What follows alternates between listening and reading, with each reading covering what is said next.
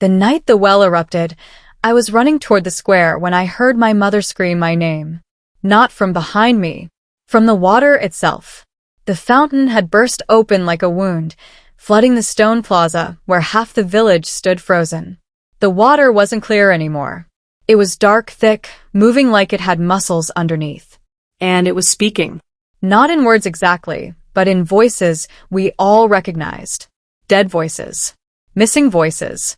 Voices that shouldn't exist anymore. Ayo! The water screamed again, and this time everyone heard it. Every head turned toward me. 50 pairs of eyes, all burning with the same question. Why was the cursed water calling my name? I stumbled backward, my sandals slipping on wet stone. I didn't do anything, I said, but my voice came out broken and weak. The crowd moved forward as one body, their faces twisted with fear and rage. Someone grabbed my arm. Someone else shoved me hard. Then the Wellkeeper stepped through the crowd, water dripping from his robes. And he was smiling. That smile told me everything. I was already dead. 3 weeks earlier, the land was dying and taking us with it. The sun had burned for 47 days without mercy. Our wells ran dry one by one until only dust came up when you dropped the bucket. The crops turned to paper in the fields. My little sister Kemi stopped crying because she had no tears left. She just lay in the shade with her eyes half closed, her lips cracked and bleeding. My mother prayed every morning and every night, but God wasn't listening. Or maybe he was listening and just didn't care. Either way, we were dying slowly and there was nothing anyone could do about it. Then the Wellkeeper arrived. Nobody knew where he came from. One morning he was just there, standing in the village square with a cart full of strange tools and a smile that seemed too wide for his face. He was tall, thin, dressed in robes that were too clean for someone who'd been traveling. "I can fix your well," he announced to the crowd. The old one in the center square. "I can make it flow again." The elders laughed at him. That well had been sealed 50 years ago. The Wellkeeper worked through the night. I watched from my window as he moved around the ancient well with his tools, chanting words in a language I didn't recognize. Strange symbols appeared on the stones as he carved them, glowing faintly in the darkness. My mother caught me watching and pulled me away from the window. "Don't look at things that aren't your business," she warned. But by morning, everyone was looking. Water poured from the well in a clear, strong stream. Not a trickle. Not a weak flow. A fountain of water, so pure it looked like liquid diamonds in the sunlight. The entire village gathered around it, crying and laughing and thanking God and the Wellkeeper and anyone else who might be listening. Within 3 days, everything changed. The crops that had been dead stood up green and strong. Children who'd been sick with fever woke up healthy and hungry. Even old Baba Tund, who'd been dying of the coughing sickness, got out of bed and danced. The water was a miracle. That's what everyone said. Living water. Blessed water. Water that loved us back. But the Wellkeeper had rules. "Only I may draw from the well," he announced on the 4th day. "Only I may tend it, clean it, and prepare the water for distribution. This is not cruelty. This is protection. The well is ancient and temperamental. If anyone else touches it, the water may stop flowing." The elders agreed immediately. They would have agreed to anything. The Wellkeeper set up a system. Every morning at dawn, he would draw water and fill the clay pots we lined up in the square. We could take as much as we needed. All we had to do was wait our turn and never touch the well itself. I watched him every morning from across the square. He always arrived before sunrise, carrying a small leather pouch. He would open it, take out something I couldn't see, and drop it into the well. Then he would whisper those strange words again before drawing the water. One morning, I got brave. I crept closer while he was distracted, looking into his cart. That's when I saw them. Symbols carved underneath the wooden bucket. The same symbols from the sealed tombs in the old burial grounds outside the village. Death markings. The first vanishing happened on a Tuesday. Old Mama Folake's goat drank deeply from the trough we'd filled with well water. By Wednesday morning, the goat was gone. No tracks leading away. No blood. No signs of struggle. Just an empty pen with the gate still latched from the outside.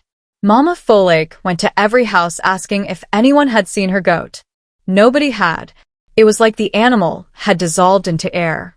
The Wellkeeper said wild dogs probably took it during the night, though he couldn't explain how they'd opened and closed a latched gate.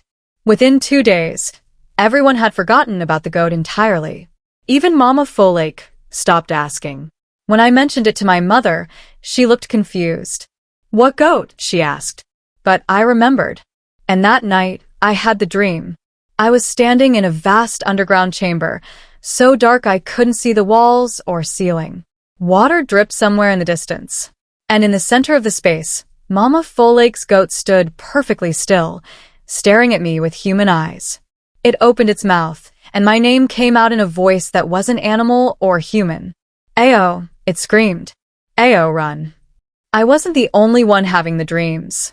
3 days after the goat vanished, I overheard some women talking at the well. They were describing the same dark chamber, the same dripping water, the same feeling of being watched by something massive and hungry. One woman said she'd seen her dead father standing in the darkness. Another said she'd seen her own face carved into the stone walls. "It's just dreams," the Wellkeeper said when someone brought it up during water distribution. "You're all experiencing gratitude sickness. Your bodies were so deprived of water for so long that now you're overwhelmed by abundance. The dreams will pass. Just keep drinking." And people did. They drank and praised the Wellkeeper for his wisdom. But I started paying attention to patterns. Everyone who had the dreams had been drinking the well water daily. My father, who worked in the next village and only drank from our well on weekends, never had the dreams. My little sister Kemi, who drank the least because she was small, had them only once. I was connecting pieces of a puzzle I didn't want to solve. That evening, as I carried water home, the Wellkeeper called out to me.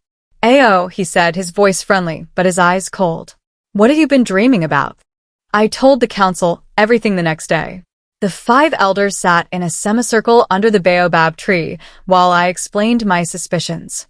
The goat, the dreams, the symbols under the bucket, the way people were forgetting things. I even mentioned how the water tasted slightly different each time, like it was changing, adapting, learning what we wanted. Chief Okonkwo listened with his arms crossed. Chief Amina kept shaking her head. The others just stared at me like I'd grown a second face. When I finished, the Wellkeeper stood. He didn't look angry. He looked sad, like I'd disappointed him. "This boy is suffering from gratitude sickness, worse than anyone," he said gently. "He's inventing conspiracies because his mind can't accept that something good has happened without a cost. I've seen it before. The cure is simple: rest, prayer, and continued hydration." The elders nodded. Chief Amina even patted my shoulder. "Go home, Ayo. Stop worrying so much." My mother grabbed my arm and dragged me away before I could say anything else. At home, she slapped me hard across the face. "You will not speak of this again," she hissed. "You will not embarrass this family. The Wellkeeper saved us. Show some respect." That night, I stopped drinking the water. The forgetting got worse. One morning, I mentioned Baba Yemi, the old carpenter who'd lived 3 houses down. My mother looked at me blankly. "Who?" she asked. "Baba Yemi. He made that chair you're sitting on." She looked at the chair, then back at me. "I've always had this chair," she said slowly. "I don't know anyone named Baba Yemi." I ran to Baba Yemi's house. The door was open. Inside, everything was covered in dust, like nobody had lived there for months. But I'd seen him just 2 weeks ago, carrying wood through the square. I asked 5 different people about Baba Yemi that day. None of them remembered him. It was like he'd been erased from reality itself. That evening, I went to the well to draw water for my mother. I didn't drink it anymore, but I had to keep up appearances. As I leaned over to lower the bucket, I caught my reflection in the water below. And my reflection blinked. I hadn't blinked. My reflection did it on its own, slow and deliberate, like it was trying to tell me something. Then it smiled, and I jerked backwards so hard I dropped the bucket. I returned to the well at midnight. The square was empty, silent except for the wind moving through the market stalls. The well sat in the center, like a mouth waiting to be fed. I brought a torch and crept closer, my heart hammering so hard I thought it would crack my ribs. The symbols carved under the bucket were definitely burial markings. I'd seen them before on the sealed tombs outside the village, the ones the elders said should never be opened. These symbols weren't just old. They were warnings. I traced my fingers over them, trying to remember what my grandmother had taught me before she died. This one meant hungry. That one meant keeper. This one meant debt. I was so focused on the symbols, I almost didn't hear the breathing. It came from inside the well. Deep, slow, wet breathing like something massive was sleeping just below the surface. I leaned over carefully, holding my torch high. The water was much deeper than it should be. I could see down and down and down, further than any well should go. And at the very bottom, something moved. A face looked up at me. Then another. Then dozens of them, all pressed against some invisible barrier, all staring up with empty eyes. One of them was Baba Yemi. The elders finally ordered the well sealed. It took 3 days of arguing, but Chief Amina convinced them. Too many people were having nightmares. Too many small things were going wrong. Better to be safe, she said. We could reopen it after a proper blessing from the priests in the capital. The Wellkeeper didn't argue. He just nodded and stepped aside while the village men rolled a massive stone over the well's opening. They poured concrete around the edges to seal it completely. That night, the entire village celebrated. Music played. People danced. Children ran through the square laughing. We'd been saved from whatever evil might have been growing in that water. Everything would go back to normal now. I wanted to believe them. I wanted to drink and dance and forget everything I'd seen. But at midnight, I woke to a sound that made my blood freeze. The well was breathing. Not the soft breathing I'd heard before. This was loud, desperate, angry breathing. Like something huge had been holding its breath and finally couldn't anymore. I ran to my window and looked out at the square. The stone covering the well was rising and falling, like a chest expanding with breath. The only person who seemed to remember the truth was Elder Chikwudi. He was 90 years old and blind, sitting in his compound while his grandchildren took care of him. When I came to him with my questions, he was quiet for a long time. Then he spoke in a voice that sounded like dried leaves. The well feeds on remembrance, he said. That's what my grandmother told me when I was young. Names are currency to it. Every time someone is forgotten, the well grows stronger. Every time a memory is erased, it drinks deeper. How do we stop it? I asked. You can't, he said. The well was here before the village. It'll be here after. All you can do is refuse to feed it. I asked him what that meant, but his eyes went distant. His mouth moved, but no sound came out. He looked at me like he'd never seen me before. Who are you? He whispered. Why are you in my house? I left him there, my hands shaking. The well had taken him mid-sentence. It had erased me from his mind while I was sitting right in front of him. The Wellkeeper's calm finally broke. He stormed into the village council meeting 3 days after the sealing, his face red with rage. You've made a terrible mistake, he shouted. The well must remain open. It must be tended. If you don't break that seal immediately, consequences will follow. Chief Okonkwo tried to calm him. We'll reopen it after the priests. There's no time for priests, the Wellkeeper screamed. You don't understand what you're dealing with. That well isn't just water. It's a living thing, and you've just buried it alive. Do you know what happens when you trap something that powerful? The elders looked at each other nervously. Chief Amina asked, Are you saying the well is dangerous? The Wellkeeper seemed to realize he'd said too much. He took a breath and forced a smile. I'm saying it requires proper care. Break the seal tonight, or tomorrow your children will suffer for it. It wasn't a warning.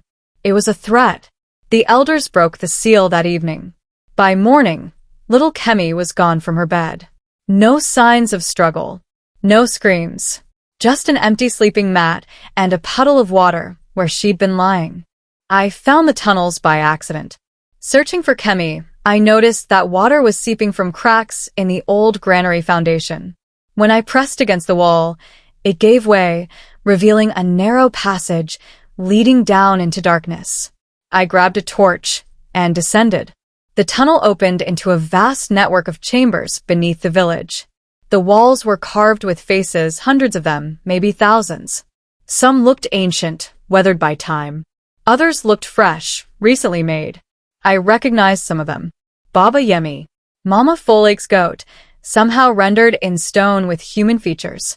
3 children who'd supposedly moved to the city last year. A woman whose name I couldn't remember, but whose face haunted me. And there, in a newer section, I saw Kemi's face beginning to form in the rock. I pressed my hand against it and felt warmth. She was still alive somehow, trapped inside the stone or behind it or beneath it. I dug at the rock with my fingers until they bled, but it was like trying to claw through solid iron. That's when the walls started whispering. Ayo, they breathed, in voices that layered over each other like a terrible choir. Ayo, Ayo, Ayo. My name echoed through the chambers, growing louder and more insistent, until I couldn't tell if it was coming from the walls or from inside my own head. The Wellkeeper found me in the tunnels. You shouldn't be down here, he said calmly, appearing from a passage I hadn't noticed. These places aren't meant for the living. Where's my sister? I demanded. He sighed like I was a child asking foolish questions. Your sister is part of the water now. She's serving a greater purpose.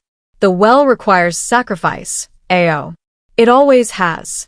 That's the truth nobody wants to accept. You're feeding people to it. I'm keeping the village alive, he corrected. The well provides water, health, prosperity, everything you need to survive. But nothing is free. The well has always demanded payment.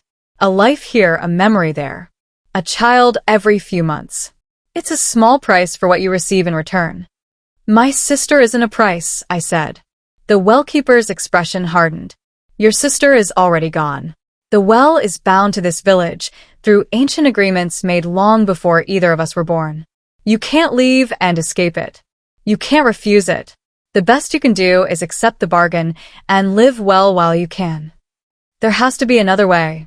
He smiled that terrible smile. Then find it. But do it quickly, because the well knows you're asking questions. And it's getting hungry again. The Wellkeeper turned the village against me the next day. He called a gathering in the square and stood before everyone with tears in his eyes. I've tried to help this boy, he said, pointing at me. But he's been poisoned by suspicion and pride. He refuses to drink the blessed water. He speaks against the well. And now his sister has vanished, and I believe he knows why. The crowd murmured. My mother looked at me with horror. The well is angry, the Wellkeeper continued. It has sustained us for weeks, asking nothing in return. But now it senses betrayal in our midst. Someone has been defiling the sacred space, digging in forbidden places, disturbing the balance. Until that person is punished, the well will continue taking our children. Chief Okonkwo stood. What punishment does the well demand? The old punishment, the Wellkeeper said. The betrayer must be returned to the water, given back to the source. Only then will balance be restored. The crowd closed in around me. Hands grabbed my arms, my shoulders, my hair. I screamed that he was lying, that he was the one feeding people to the well, but nobody listened. They dragged me across the square, while I kicked and fought. The last thing I saw before they threw me into the well was my mother's face, blank with the forgetting that was already taking hold. I fell for longer than should have been possible. The well opened wider inside than outside, expanding into a vast shaft that seemed to have no bottom. I saw faces in the walls as I fell, all the people who'd been taken, all the memories that had been erased. They reached for me with hands made of stone and water. Then I hit the surface. Not ground. Water. Deep, cold water that glowed with its own sick light. I gasped and thrashed, trying to stay afloat, expecting to drown. But the water held me up gently, almost lovingly, and carried me to a shore I hadn't known existed. I crawled onto wet stone, coughing and shaking. When I looked up, I saw them.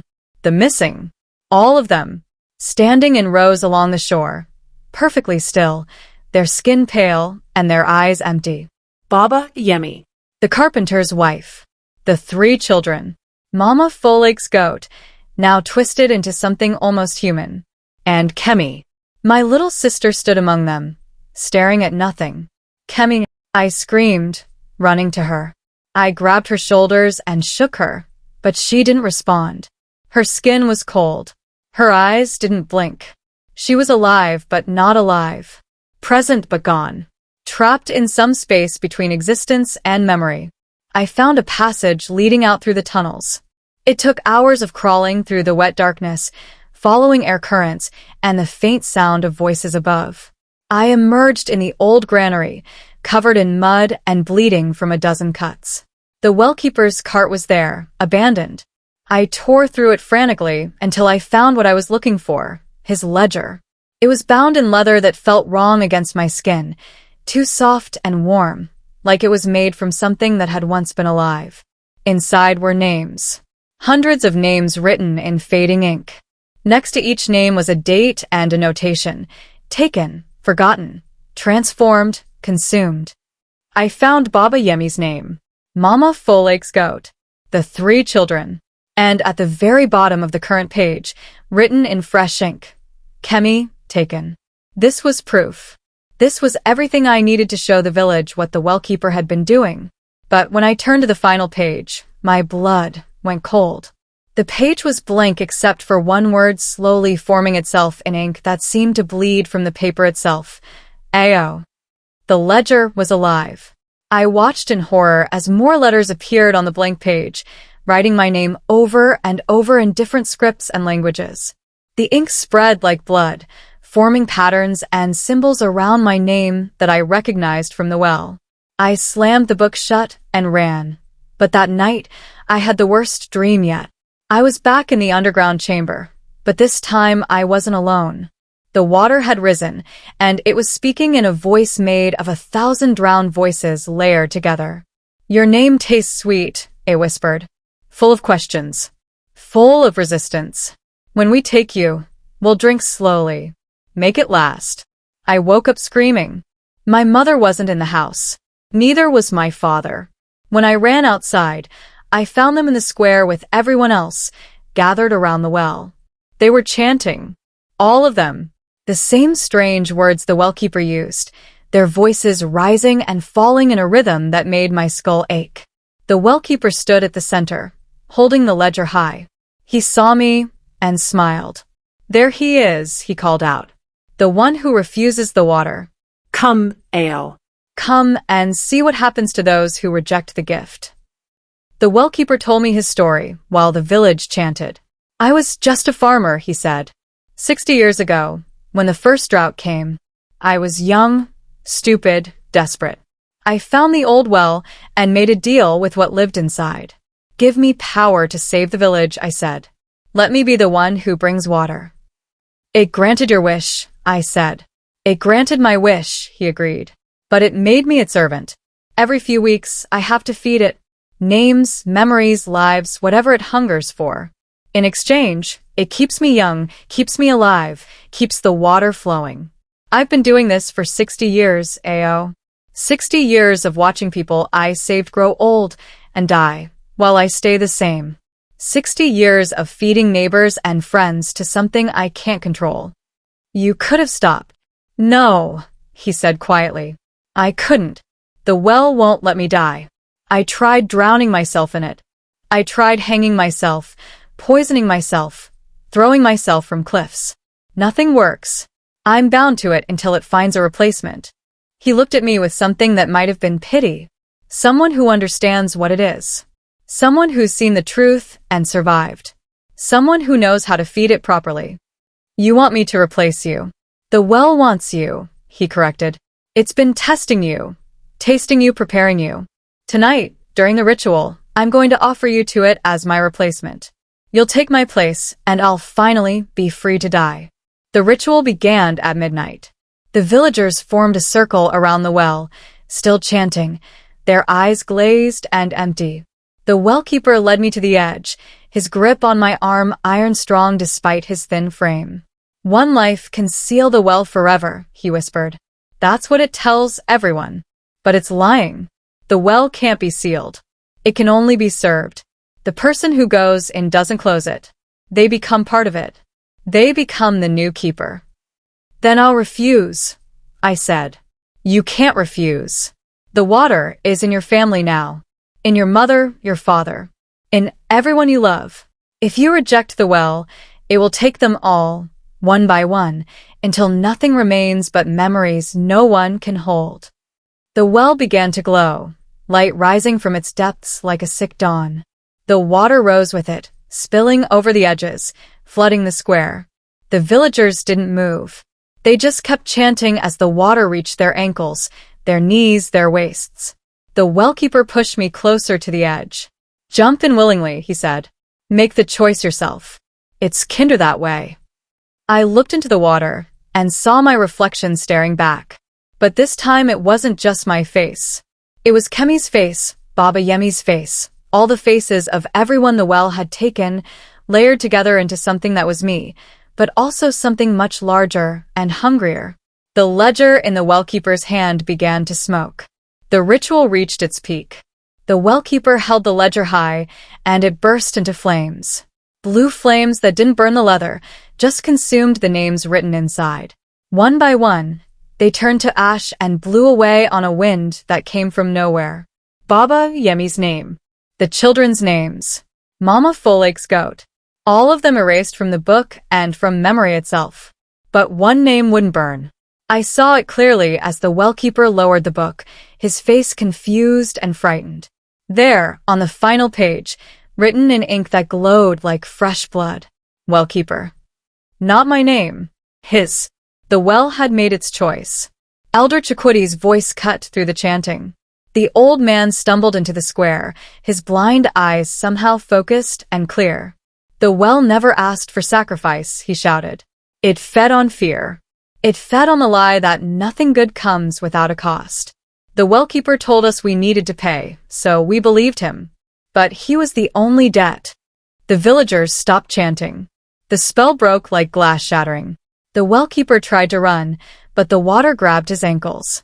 It rose around him in tendrils, wrapping his legs, his waist, his chest.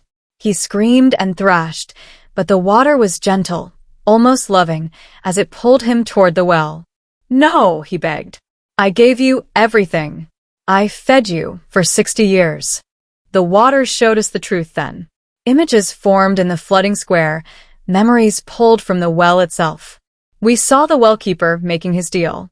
We saw him poisoning the other wells to make the village desperate. We saw him pushing the first villager into the water, then the second, then the third. We saw him adding his potions to the water, making it addictive, making us forget. Every blessing had been stolen. Every miracle had been murder. And the well hadn't demanded any of it. He had. The crowd turned on him. Hands reached for the wellkeeper, the same hands that had dragged me to the well, now grabbing him instead. But they didn't need to. The water was already taking him, pulling him inch by inch toward the mouth of the well. Please, he screamed, looking at me. Tell them I was trying to help. Tell them the well demanded it. But I said nothing. I just watched as the water showed more truth, image after image of his crimes playing out in the flooded square. 60 years of lies. 60 years of murder disguised as salvation. The wellkeeper began to cry. I remember all of them, he whispered.